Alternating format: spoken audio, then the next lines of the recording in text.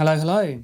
That's right, I'm wearing a headband now. My hair's getting so long that I'm a headband guy. I'm just too lazy to go to the hairdressers, and more to the point, I think I'd rather spend money on my little creatures and inverts and exotic pets than I would getting my hair cut anyway.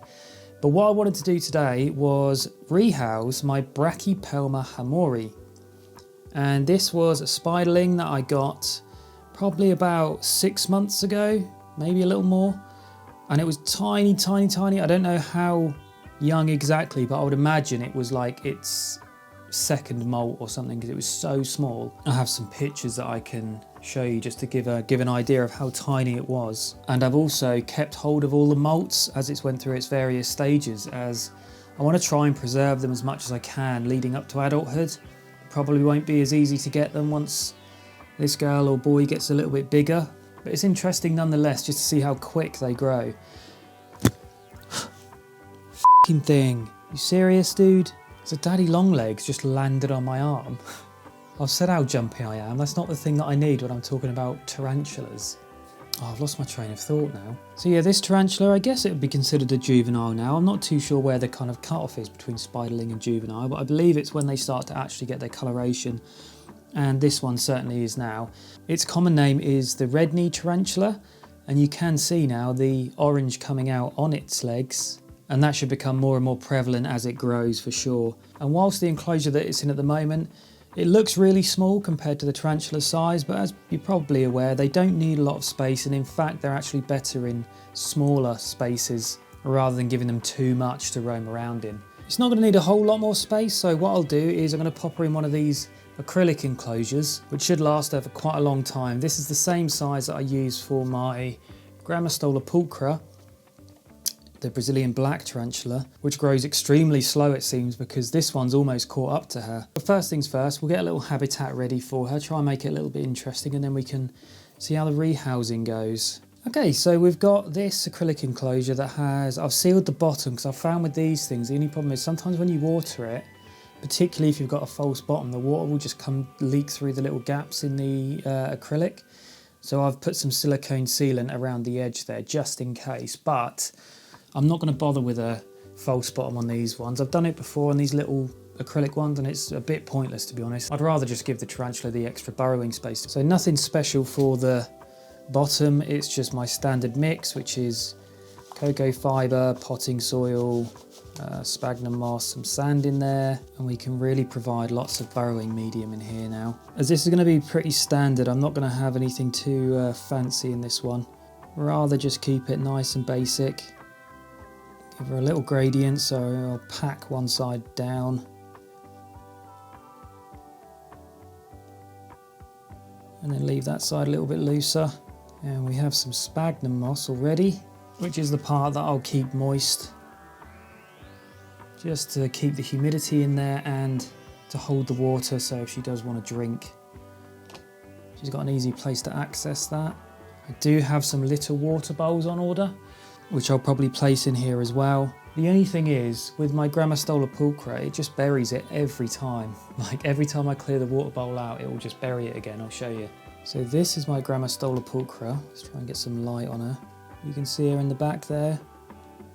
Yeah. And this is her water bowl in the top right there. And that just happens every time I try and sort it out. She just buries it again. I know it's a common theme with tarantulas for them to do that. Not sure why they do it, but I'd rather have a water bowl in there just to give her the option, just in case. And at least this way we've got the sphagnum moss as a bit of a backup. We have a very simple hide. We'll get some twisted hazel in here too, just in case she wants some anchor points. And let's give her a good little starter burrow just to make sure she feels nice and secure once she does get in. Alright, I mean that's pretty much it really, isn't it? There's not a whole lot more to do. Like I said, I'm not going to go crazy with this one. I've tried to do these elaborate, smaller enclosures, but to be honest, with things like tarantulas, I think it does more harm than good sometimes. Better to just have the basics. Because let's face it, they don't care, do they? As long as they've got a little hole to hide in, flies to munch on now and again, they're all happy. Alright, the moment of truth. Let's get you in. She's looking a bit feisty. I'm not sure what's up with her because she's not been going in her burrow. She's just been kind of pulling this semi-threat pose for the past couple of days. Now, I don't know the best way to do this. Do I let you try and wander in? Well, you're very fast, aren't you? Jesus Christ. Yeah, I'm not quite sure. I just feel like if she comes out, she's going to run around and probably crawl up my arm. Maybe I can lay this on its side in the enclosure.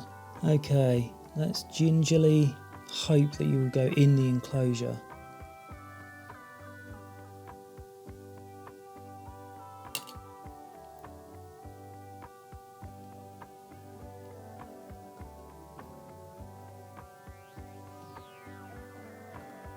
I'm alright with them. They're not being fast.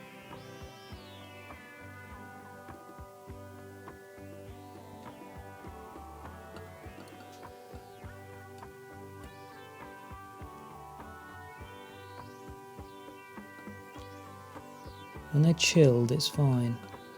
Come and look a little further, please.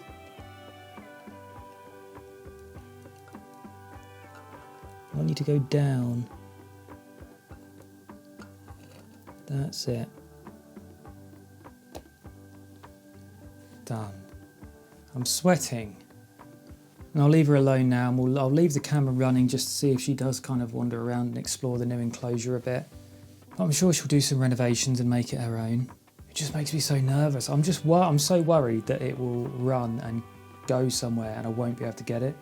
That's my fear. But yeah, I'll chalk that one up as a successful rehouse. And I'll continue to provide updates as she grows. So it looks like she's just feeling her way out at the moment, seeing what's going on with her new surroundings. She might be close to a molt actually, because she's got a little black spot on her abdomen. But I thought, you know what, now she's in, let's see if she wants a little fly before we pop her back on the shelf and leave her in peace. I kind of missed the drop on that, but I'm sure she will notice it walking around soon and go for it.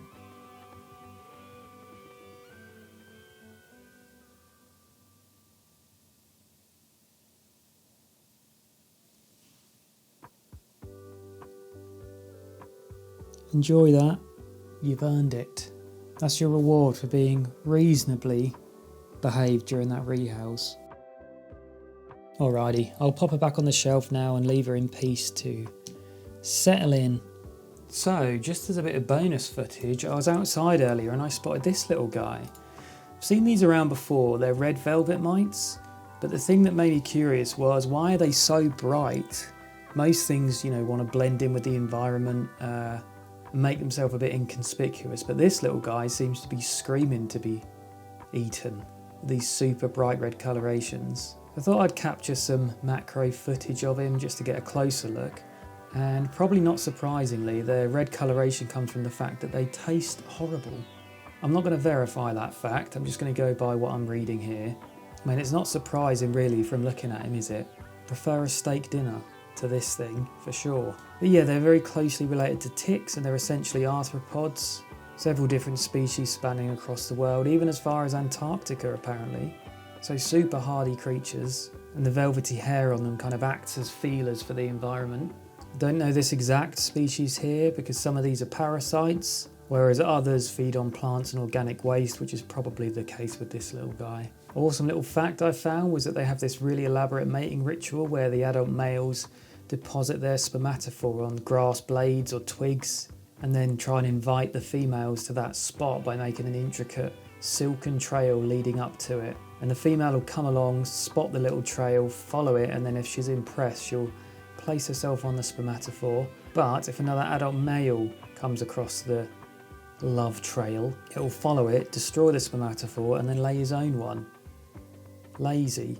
What a little sneak. He's so fast though, it's just really hard to focus on him. I enjoy seeing these things up close though, it just gives you a completely different perspective on them because you really overlook things that are so tiny. When you zoom in, we've got aliens and monsters just living in the back garden, they're just very, very small. Good job too. I would not want a 6-foot one of these knocking on my door.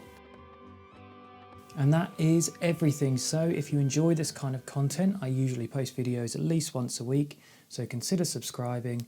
Until next time, stay safe and I'll see you on the next one.